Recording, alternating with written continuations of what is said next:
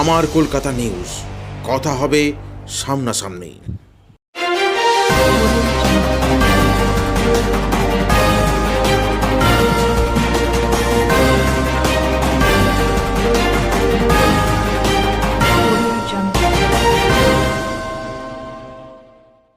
চুঁচুড়ায় ২৯ নম্বর ওয়ার্ডের একটি রক্তদান শিবিরে উপস্থিত হলেন তৃণমূল কংগ্রেসের মুখপাত্র কুণাল ঘোষ। এই শিবিরে উপস্থিত ছিলেন চুঁচুড়ার বিধায়ক অসিত মজুমদার, হুগলি চুঁচুড়া পৌরসভার জনপ্রতিনিধিগণ সহ অন্যান্য তৃণমূলের নেতৃত্বরা। এই শিবিরে এসে যথেষ্ট কটাক্ষের সুরে বিজেপি ও সিপিএমকে নেশা করলেন কুণাল ঘোষ। তিনি বলেন ২০৩৬ অবধি মুখ্যমন্ত্রী থাকবেন মমতা বন্দ্যোপাধ্যায়, আর তারপর রাজ্যের মুখ্যমন্ত্রী হবেন অভিষেক বন্দ্যোপাধ্যায়। এদিন হুগলি জেলার চুঁচুড়া থেকে একথাই ঘোষণা করে দিলেন তৃণমূলের রাজ্য সাধারণ সম্পাদক তথা মুখপাত্র কুণাল ঘোষ। এদিন চুঁচুড়া ২৯ নম্বর তৃণমূল কংগ্রেসের উদ্যোগে বিধায়ক অসিত মজুমদারের নেতৃত্বে এক রক্তদান শিবির অনুষ্ঠিত হয়। এদিন রক্তদান শিবিরে উপস্থিত হয়েছিলেন কুণাল ঘোষ। তাকে তৃণমূল কংগ্রেস কর্মীদের সাথে সংবর্ধনা জানান এলাকার বহু সাধারণ মানুষ। এদিন রক্তদান শিবিরের মঞ্চ থেকে বিজেপি ও সিপিএমকে একহাত নেন কুণাল ঘোষ। এদিন তিনি বলেন, বিজেপি দলের থেকে হিন্দুত্ব শিখতে হবে না কাউকে। বিজেপি শুধু হিন্দুত্বের নামে তাস খেলে ভোট চেয়ে বেড়ায়, আর সিপিএম ভোট বাড়াচ্ছে বিজেপির।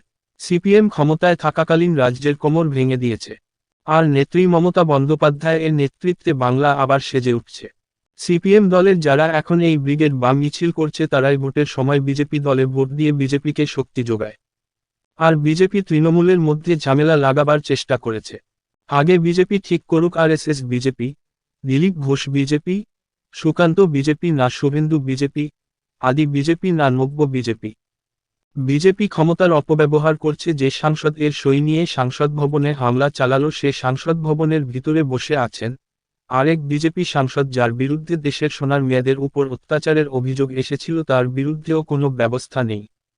কিন্তু মহুয়া সংসদ ভবনের বাইরে বিজেপি প্রতিহিংসার রাজনীতি করছে। আগামী দিনে ইন্ডিয়া জোট যদি মমতা বন্দ্যোপাধ্যায়কে সামনে রেখে অভিজ্ঞ নেতাদের নিয়ে একসাথে জোট করলে আগামী লোকসভা ভোটে বিজেপির সিট ১০০ পেরোবে না, আর ক্ষমতায় আসবে ইন্ডিয়া জোট। আর বাংলা ভোটে তৃণমূলকে এমনভাবে জেতাবে যে আগামী ১৫ই আগস্ট দিল্লিতে লালকেল্লা থেকে জাতীয় পতাকা তুলবে ও জাতির উদ্দেশ্যে ভাষণ দেবে বাংলা থেকে তাঁতের শাড়ি ও হাওয়াই চটি পরা মহিলা মমতা বন্দ্যোপাধ্যায়। আর কোনো বিভেদ নয়, নবীন ও প্রবীণ সকলকে একসাথে লড়াই করতে হবে। মমতা বন্দ্যোপাধ্যায় এর নেতৃত্বে ও অভিষেক বন্দ্যোপাধ্যায় এর সেনাপতিত্বে উন্নত তৃণমূল দেশকে পথ দেখাবে। কুণাল ঘোষ মহাশয়কে দেখতে পাচ্ছেন এই মুহূর্তে মাননীয় Kunal Ghosh, job Bangla digital job Bangla অন্যতম কর্ণধার কুণাল ঘোষ এই মুহূর্তে আপনাদের সামনে।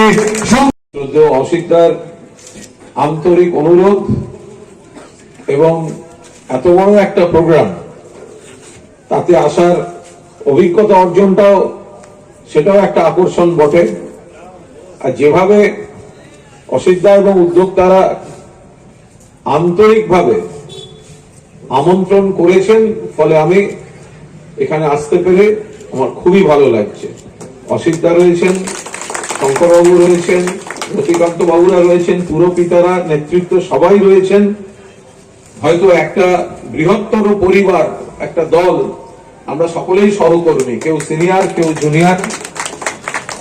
এবং এখানে চুঁচুড়াবাসী যারা রয়েছেন, যারা দূর থেকে শুনছেন, যারা সামনে রয়েছেন, যারা বয়স্ক, যারা সিনিয়র, তাদের প্রণাম জানাচ্ছি, বাকিদের আন্তরিক শুভেচ্ছা।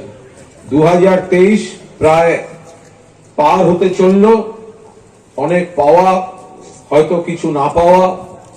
২০২৪ আসছে, আমরা আশা করব সকলের খুব ভালো কাটবে এই নতুন বছর। দেখুন, রক্তদান একটা অদ্ভুত দান। রক্তদান মানে এমন একটা দান, যিনি দিচ্ছেন তিনি জানেন না কে পাবেন, মানে কাকে দিচ্ছেন। আবার যিনি পাচ্ছেন তিনি জানেন না কারটা পেলেন। এখানে ধর্ম, বর্ণ, ধনী দরিদ্র কারোর কোনো ফারাক নেই এই রক্তদান উৎসবে, রক্তদান শিবিরে। এখন মানুষ সমস্ত তৈরি করতে পারছে, বিজ্ঞানীরা চাঁদে সফরের কথা ভাবছেন, কিন্তু আমরা আজ পর্যন্ত রক্তটা তৈরি করে উঠতে পারিনি। হয়তো ভবিষ্যতে কোনো একদিন বিজ্ঞানীরা রক্ত তৈরি করবেন, কিন্তু আজকে রক্ত তৈরি করতে গিয়ে আমাদের অভিজ্ঞতা হচ্ছে, আমার যদি ভগবান না করেন এক্ষুনি কোনো রক্ত প্রয়োজন হয়, তাহলে আপনার কাছ থেকেই সেই রক্তটা নিতে হবে। আবার যদি আপনার রক্ত প্রয়োজন হয়, তাহলে আরেকজনকে সেই রক্ত দিতে হবে। আর এই রক্তের ক্ষেত্রে কোনো জাতি, ধর্ম, বর্ণ এটা কিন্তু উপরওয়ালা ঈশ্বর তিনি কিন্তু ভাগ করে দেননি। যিনি ব্রাহ্মণ তিনি হসপিটালে গিয়ে বলবেন ব্রাহ্মণ ছাড়া রক্ত দেবেন না, ব্রাহ্মণের রক্ত যদি না থাকে তাহলে আমি মরে যাবো, সেও কি আচ্ছা, কিন্তু রক্ত আমি নেব না। এই কথাটা বলার জায়গায় মানুষ নেই। ফলে রামের রক্ত রহিম নিচ্ছে, রহিমের রক্ত রাম নিচ্ছে, রক্তের সম্পর্ক দিয়ে মানুষ বেঁচে আছে। এই নীতিতেই সর্বভারতীয় তৃণমূল কংগ্রেস বিশ্বাস করে।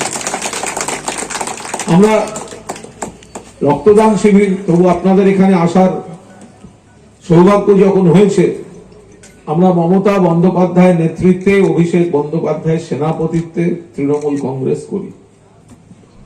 এমন একটা সময় চলছে এখন, মানুষকে অনুরোধ করি দুটো বিষয়ে ভাবতে, একটা কেন্দ্রীয় সরকার, একটা রাজ্য সরকার। কেন্দ্রে একটা সরকার চলছে, যে সরকার বিজেপি চালাচ্ছে, নরেন্দ্র মোদী প্রধানমন্ত্রী। সেখানে দাঁড়িয়ে আপনি যদি দেখেন রুটি, কাপড়া আর মাকানের যে সমস্যা, মানুষের বেসিক নিডস, তারা সেই দিকে নজর দিচ্ছে না। পেট্রোল, ডিজেল, রান্নার গ্যাস, কেরোসিন তেল, জীবনদায়ী ওষুধ, কৃষকের সার, এগুলোর দাম বাড়ছে বাড়ছে বাড়ছে বাড়ছে বাড়ছে। ফলে একের পর এক যেগুলো আমাদের রাষ্ট্রীয় সংস্থা, সেগুলো বিক্রি হয়ে যাচ্ছে। LICর শেয়ার বিক্রি করছে, এয়ার ইন্ডিয়াটা বিক্রি করে দিল। এরা বলেন ভারত মাতা কি জয়।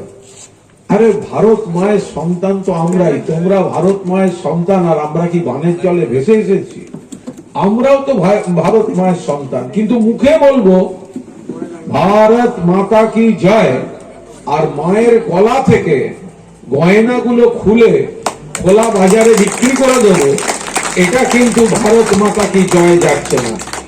সর্বশেষ এয়ার ইন্ডিয়াটাকেও বিক্রি করে দিয়েছে টাটার কাছে। মুখে বলছে ভারত মাতা কি জয়, আর কাজে মায়ের গলা থেকে এক একটা করে গয়না, যেগুলো ইতিহাসের সঙ্গে, ঐতিহ্যের সঙ্গে আমাদের রাষ্ট্রীয় সম্পদ, সেগুলোকে এক এক করে খোলা বাজারে বেচে দিচ্ছে। এই সরকার রুটি, কাপড়া আর মাকান নয়। এই সরকার তারা মানুষের উপর আর্থিক বোঝাটা চাপিয়ে দিচ্ছে, মানুষে মানুষে ভেদাভেদ করছে, হিন্দু মুসলমান ভাগ করছে, হিন্দুদের মধ্যে আবার উচ্চবর্ণ নিম্নবর্ণ ভাগ করছে। ফলে মানুষ যাতে এই আর্থিক সমস্যা, মানুষ যাতে দৈনন্দিন সমস্যা থেকে নজর ঘোরাতে পারে, সেই জন্য এই ধর্মের আফিং, ধর্মের উত্তেজনা তারা দিচ্ছে। আমরা হিন্দু নই, আমি হিন্দু ঘরে জন্মাইনি, আর একজন কেউ মুসলিম ঘরে জন্মেছেন, আর একজন কেউ খ্রিস্টান পরিবারে জন্মেছেন। তো আমরা বড়দিন আসছে, আমরা কেক খাটবো না?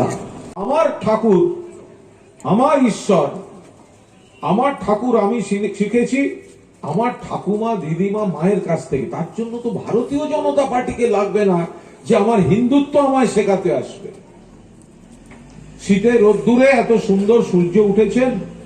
ও নমো জবা কুসুম সংকাশং কাশ্য প্রিয়ং মহাদ্যতিং ধন্তারিং সর্ব পাপগ্ন প্রাণতস্মি দিবাকরম প্রভাতে ব্রহ্ম রূপঞ্চ মধ্যাহ্নে বিষ্ণু রূপিণম সায়ান্নে হর রূপঞ্চ শ্রী শ্রী সূর্য দেবায় নমস্তুতে।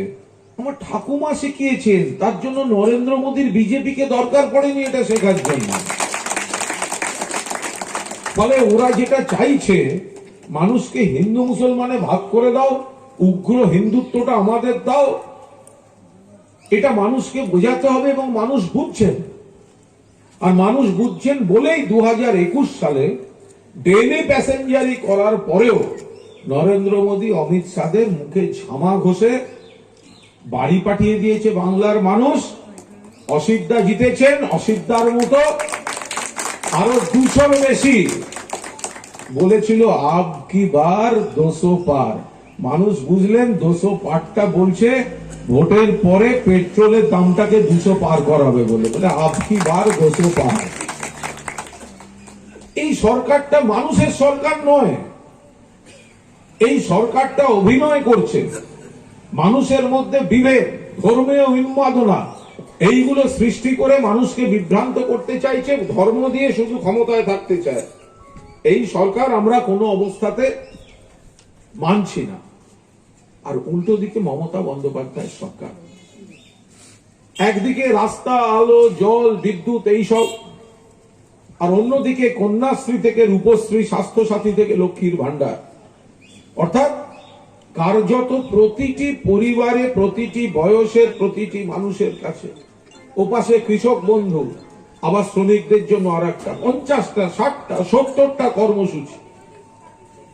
লকডাউনে যখন গোটা পৃথিবী বিপর্যস্ত, লকডাউনে যখন গোটা দেশ বিপর্যস্ত, সারা দেশে যখন মাথাপিছু আয় কমে গিয়েছে, পশ্চিমবঙ্গে মাথাপিছু আয়ের গড় জাতীয় গড়ের থেকে বেশি বেড়ে গিয়েছে। কারণ রাষ্ট্র সরকার তার দায়িত্ব পালন করছে, গরিব মানুষ, সাধারণ মানুষের অ্যাকাউন্টে সরাসরি টাকাটা গিয়ে পৌঁছচ্ছে। আজকে কন্যাশ্রী সারা দেশে সমাদৃত। এক সময় যারা বলেছিল লক্ষ্মীর ভান্ডার দিচ্ছেন কেন, লক্ষ্মীর ভান্ডার দিতে দেব না, আজকে অন্য রাজ্যে গিয়ে বলতে হচ্ছে আমরাও লক্ষ্মীর ভান্ডার দেব, আমাদের ভোট দাও। অর্থাৎ মমতা বন্দ্যোপাধ্যায়ের যে সামাজিক সুরক্ষা স্কিমগুলো, সেই স্কিমগুলো কিন্তু সারা দেশে অন্য রাজ্যে গৃহীত হচ্ছে। ফলে এই জায়গায় আমাদের আরো নিবিড় জনসংযোগ দরকার। এই যে বিজেপি পশ্চিমবঙ্গে সুবিধা করতে পারছে না, দু একটা গদ্দার বিশ্বাসঘাতককে নিয়েছে। মায়েরা, দিদিরা, বৌদিরা কুটনো কাটেন তো, সবজি কাটেন তো, একটা পচা আলু, একটা পচা টমেটো দেখলে কি করেন? জানলার বাইরে ফেলে দেন, রান্নাঘরে। তো মমতা দিও বাংলার মানুষের জন্য রান্না করতে করতে এত আলু, এত টমেটোর মধ্যে দু একটা পচা টমেটো, পচা আলু জানলা দিয়ে ফেলে দিয়েছে। আর জানলার ওপাশে বাটি হাতে বসেছিল অমিত শাহ, দিলীপ ঘোষ, তাই এসব গদ্দার বেঈমান গুলোকে সেগুলোকে নিয়ে নিয়েছে। ফলে এগুলোকে দিয়ে হবে না। সেই জন্য এখন এ রাজ্যে বিজেপির দুই ভাই সিপিএম আর কংগ্রেস এই রাজ্যে আমাদের নেত্রী, কংগ্রেস নেত্রীকে সাহায্য করছেন সর্বভারতীয় রাজনীতিতে, আর এই রাজ্যে কংগ্রেস বিজেপি দালালি করছে। সিপিএম 34 বছর যারা ছিল, ভাবতে পেরেছেন কোনদিন বিধানসভায় শূন্য হবে? ওই প্রবল প্রতাপ সিপিএম, দোর্দণ্ড প্রতাপ সিপিএম, জ্যোতিবাবু, বুদ্ধবাবুর জমানার সিপিএম, আপনাদের জেলায় তাবড় 2 সাংসদ ছিলেন, তাদের সিপিএম আজকে শূন্য। আজকে ধূপগুড়িতে সর্বশেষ ভোটে সিপিএম কংগ্রেস মিলে 5% ভোট পেয়েছে। সিপিএম এর ভোটটা তো বিজেপি কে দিয়ে দিচ্ছে। তৃণমূলের ভোট কমেনি, তৃণমূলের জায়গায় আছে, কিন্তু সিপিএম এর ভোটটা কমছে, বামফ্রন্টের ভোটটা কমছে, কংগ্রেসের ভোটটা কমছে। ওরা বিজেপিকে সেই ভোটটা ট্রান্সফার করছে। নিজের নাক কেটে পরের যাত্রা ভঙ্গ করা। ওরা সাম্প্রদায়িক বিজেপির বিরুদ্ধে লড়তে চায় না। ওদের রাগ তৃণমূল আমাদের ক্ষমতাচ্যুত করে দিয়েছে, তৃণমূল আমাদের ক্ষমতাচ্যুত করে দিয়েছে। তৃণমূলের কিভাবে ক্ষতি করা যায়? এই যে দেখছেন না সব যাত্রা টাত্রা, সব পদযাত্রা সিপিএম ডিওয়াইএফআই এরা করছে, এদের কাজ হচ্ছে ঘুরে ঘুরে বিজেপির জন্য ভোট জোগাড় করা। সিপিএম এর কমরেডদের বলুন তৃণমূলকে পরে লড়বেন ভাই। যদি হিম্মত থাকে, ক্ষমতা থাকে, বিজেপির ঘর থেকে নিজের ভোটটা নিজের ঘরে ফেলাও, তারপর তৃণমূলের কথা ভেবে। এখনো ঠিক করতে পারলো না দেশের প্রধান শত্রুটা কে। যদি বিজেপি শত্রু হয় তাহলে বিজেপির বিরুদ্ধে লড়ো। তোমরা এখানে ভোট কেটে বিজেপির সহযোগিতা করতে যাচ্ছ কেন? 2021 সাল যখন নরেন্দ্র মোদী অমিত শাহ ডেলি প্যাসেঞ্জারি করছে, ডেলি প্যাসেঞ্জারি, কারা লড়ছে? তৃণমূল কংগ্রেস লড়ছে, মমতা ব্যানার্জি লড়ছেন, অভিষেক ব্যানার্জি লড়ছেন, আপনারা লড়ছেন। তৃণমূলের কর্মীরা, তৃণমূলের সম্পদ। সারা বাংলায় যদি তৃণমূলের কর্মীরা রুখে না দাঁড়াতেন তাহলে মমতা বন্দ্যোপাধ্যায়ের পক্ষেও জেতার লড়াইটা এইভাবে দেওয়া সম্ভব হতো না। গেল রব তুলে দিয়েছিল, এই বুঝি সরকার পড়ে গেল 21 সালে। তখন কিছু লোক আমাদের দল ছেড়ে চলে গেছিল, কিন্তু যে কর্মীরা, যে মা ভাই বোনেরা মমতা ব্যানার্জির উপর বিশ্বাস রেখে, আস্থা রেখে দাঁতে দাঁত চেপে লড়াইটা দিয়েছিলেন, তখনই আমরা বুঝতে পারছিলাম 200-র বেশি আসন নিয়ে তৃণমূল কংগ্রেস তৃতীয়বারের জন্য ফিরতে চলেছে। আর সেই ঘটনাটাই ঘটেছে। ফলে এই সিপিএম, আপনি দেখবেন ডিওয়াইএফআই এর একটা পদযাত্রা গেল, এই গেল ওই গেল, যা ইচ্ছা করুক। যে লোকগুলো হাতে লাল পতাকা নিয়ে মিছিল করছে সেগুলোই ভোটের দিন বুথে গিয়ে গোপনে বিজেপির ভোটার। সিপিএম মানে বিজেপির ভোটার, সিপিএম মানে বিজেপির দালাল। খোলাখুলি বলুন ওদের, তৃণমূলকে পরে লড়বে। যদি হিম্মত থাকে বিজেপির ঘর থেকে নিজেদের ভোটগুলো আগে নিজেদের বাক্সে আনো, তারপর তৃণমূলের দিকে চোখ তুলে তাকাবার কথা ভেবো। 34 বছর তোমরা ছিলে, এমন কোনো পাপ নেই যেটা সিপিএম করেনি। আজকে ধোয়া তুলসী পাতা সেজে ঘুরে বেড়াচ্ছে। অন্য রাজ্যে এমন কোন পাপ নেই যেগুলো বিজেপি করছে না। পশ্চিমবঙ্গ ভালো আছে, খারাপ কাজ কি হচ্ছে না? আমি তৃণমূলের একজন সৈনিক হিসেবে বলছি, 99টা কাজ ভালো হচ্ছে, 99.5% কাজ ভালো হচ্ছে, কিন্তু 0.5% কাজ আমাদের ভুল হচ্ছে, খারাপ হচ্ছে, অন্যায় হচ্ছে। এটা স্বীকার করে সেটা সংশোধন করার প্রক্রিয়া চলছে দলে। 99টা লোক ভালো কাজ করছে, সেই জন্য তো এত লক্ষ লক্ষ কোটি কোটি মানুষকে পরিষেবা দেওয়া যাচ্ছে। একজন, দুজন, চারজন ব্যক্তি স্বার্থে কিছু কাজ করছেন, সেগুলো হতে দেয়া যাবে না। আর সেই সংশোধনটা তৃণমূলই করতে পারবে। আর এই উন্নততম তৃণমূল যে উচ্চতায় যাচ্ছে তার কাছাকাছি পৌঁছতে পারবে না ভারতীয় জনতা পার্টি, সিপিএম বা কংগ্রেস। দেশের অবস্থা দেখুন, যে 3টে রাজ্যে বিজেপি সবেমাত্র জিতেছে বলে লাফালাফি, ভোটার দেখেছেন? এই 5টা রাজ্যে ভোটের যোগফল দেখুন। বিজেপি যত ভোট পেয়েছে তার থেকে বেশি ভোট বিজেপি বিরোধীরা পেয়েছে। তাহলে বিজেপি জিতলো কি করে? ভোট ভাগ হয়ে গেছে। কংগ্রেস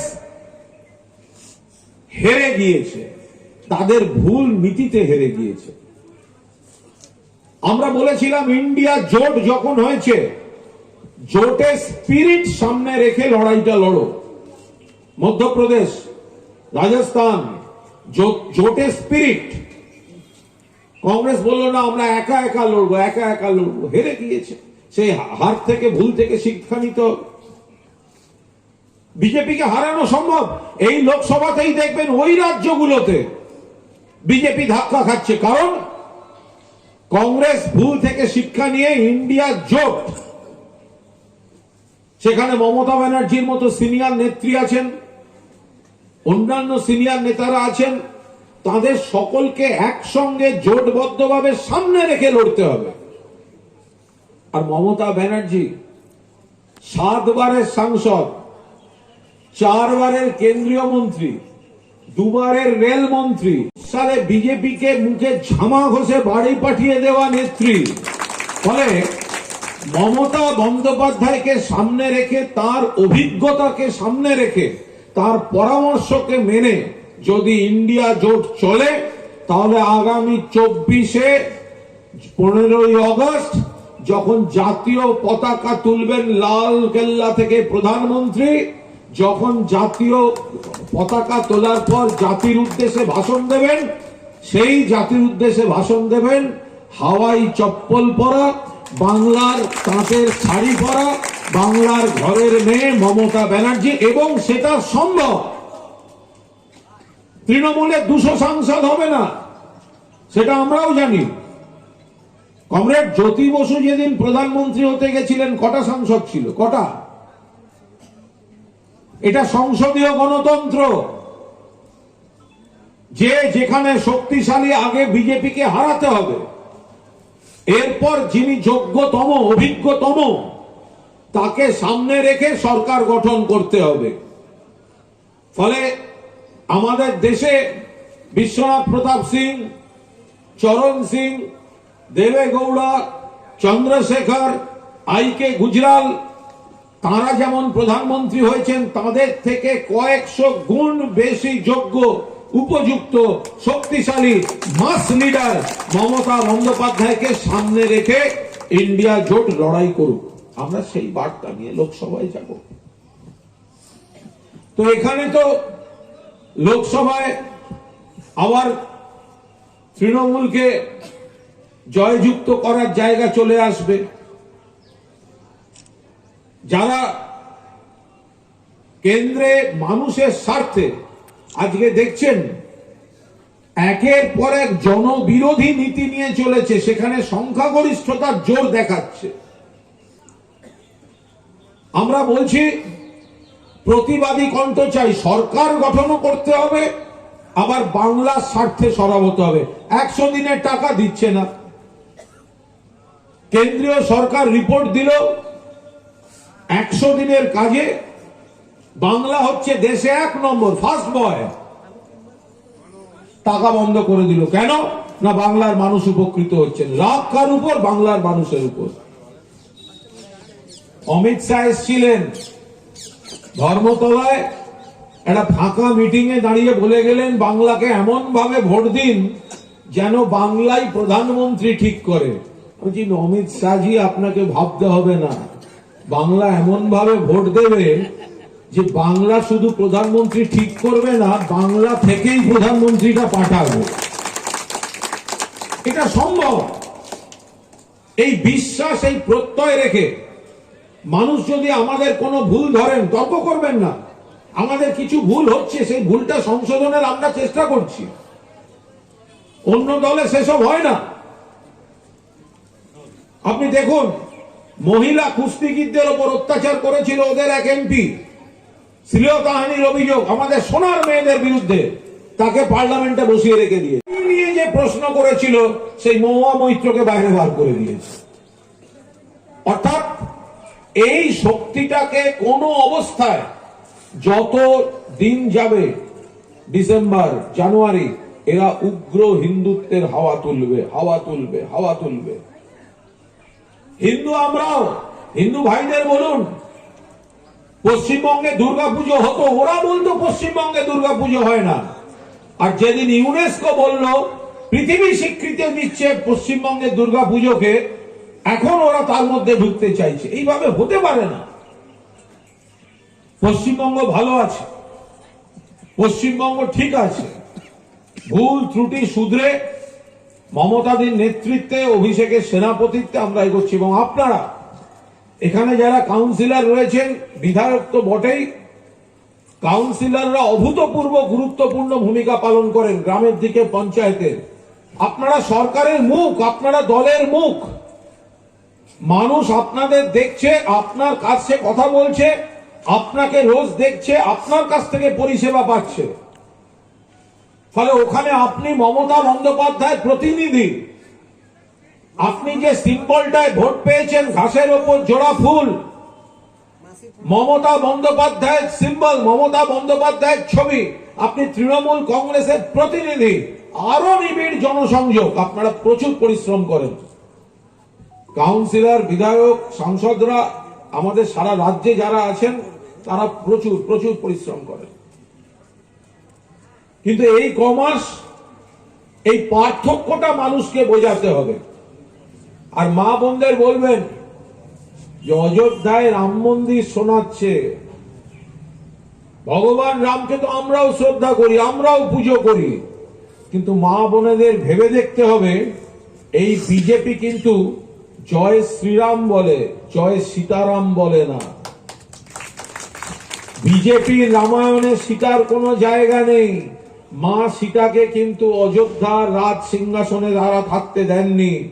মা সীতাকে কিন্তু অন্তঃসত্ত্বা অবস্থায় জঙ্গলে চলে যেতে হয়েছিল। লবকুশের জন্ম জঙ্গলে, এবং শেষে রাম যখন আবার অগ্নি পরীক্ষার কথা বললেন, মা সীতা লজ্জায় অপমানে ধরণী দিদা হও বলে চিরদিনের মতো অপমানিত হয়ে বিদায় নিয়েছিলেন। এটা বিজেপিকে দেখলে বলবেন, যারা জয় শ্রীরাম বলবে তাদের বলবেন, মা সীতাকে আত্মহত্যা করতে হয়েছিল কেন? ভাবতে হবে। শুধু রাম রাম বলে হিন্দুত্ব করবে তো হয় না। যদি কোনো বিজেপির ভাই, বিজেপির বন্ধু শুনতে পান, আমার সঙ্গে চলুন, সামনের পেট্রোল পাম্পে যাব, আমি গিয়ে পেট্রোল নেব, আপনি গিয়ে বলবেন জয় শ্রীরাম, আমি বিজেপি রামের ভক্ত, আমাকে 50 লিটার দামে পেট্রোল দিন।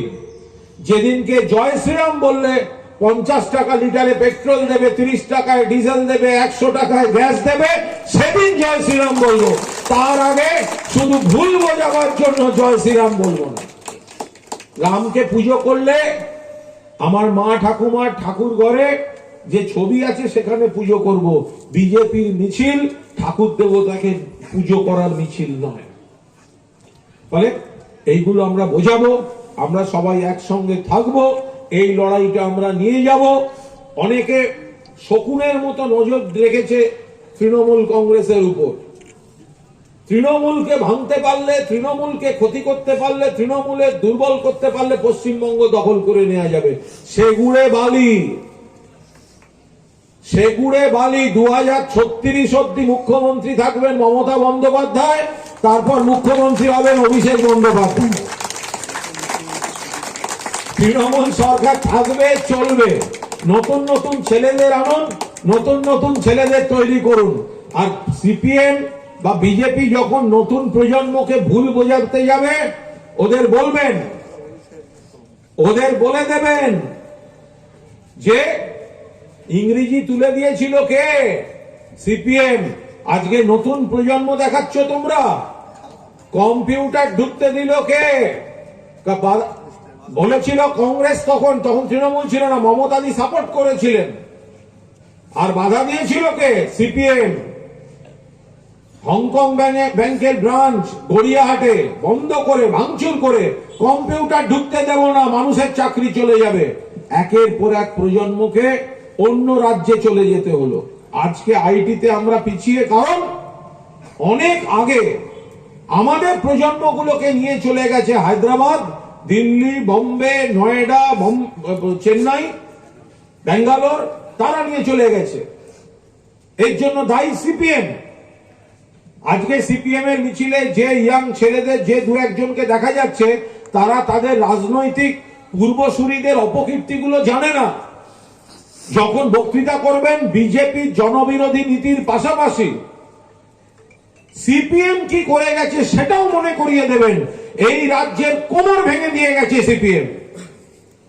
আজকে পাহাড় আবার পর্যটক যাচ্ছে, শুটিং হচ্ছে, সমস্ত রকম ভাবে পাহাড়ে অর্থনীতি সচল। বন্ধ, অশান্তি, কে হাসি ফিরিয়েছে? মমতা ব্যানার্জি হাসি ফিরিয়েছেন। বহুদলীয় গণতন্ত্র হয়েছে, ভোট হচ্ছে পাহাড়ে, ভাবা যায়। জঙ্গলমহল, শীতের সময় যান, বাংলো দূরের কথা, একটা পিকনিক স্পট ফাঁকা পাবেন না, এত মানুষ, এত পর্যটক ওখানে। বাংলাটাকে ভালো রাখার চেষ্টা হচ্ছে, তার মধ্যে দু একটা ভুল ত্রুটি অন্যায় হলে সংশোধন করে নেওয়ার চেষ্টা হচ্ছে। তার মধ্যে দিয়ে তৃণমূলের যারা সিনিয়র, যাদের এত আত্মত্যাগ, সিপিএম এর সঙ্গে লড়াই, তাদের অভিজ্ঞতাও আমাদের দরকার। আবার যারা নতুন প্রজন্ম, তাদের আজকের দৃষ্টিভঙ্গি সময়ের সঙ্গে কত কি পাল্টাচ্ছে সেখানে নতুন প্রজন্মের গতি, দৃষ্টিভঙ্গি, সেগুলো আমাদের কাজে লাগাতে হবে। সিনিয়র বনাম জুনিয়র নয়, সিনিয়র এবং জুনিয়র। মমতা ব্যানার্জির নেতৃত্বে, অভিষেক বন্দ্যোপাধ্যায়ের সেনাপতিত্বে সিনিয়র জুনিয়র মিলিয়ে এক এবং ঐক্যবদ্ধ তৃণমূল কংগ্রেস পরিবার লড়ছে, লড়বে, এই লড়াই জারি থাকবে। আপনারা সবাই ভালো থাকবেন। এখানে আসতে পেরে খুব ভালো লাগছে। আগামী দিনেও সুযোগ হলে অসিতদা ডাকলে অবশ্যই আসবো। খুব খুব ভালো থাকবেন। জয় হিন্দ, বন্দে মাতরম, জয় বাংলা। আমার কলকাতা নিউজ, কথা হবে সামনাসামনি।